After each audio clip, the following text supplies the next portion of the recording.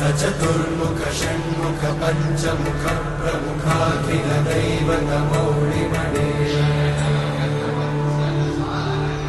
शरणागत वत्सल सारनिधे परिपालय मां वृषशैलपदे अतिवेलतया तव दुर्विषहैरनुवेलकृतैरपराधशतैः हरितं त्वरितं वृषशैलपते वरया कृपया परिपाहि हरे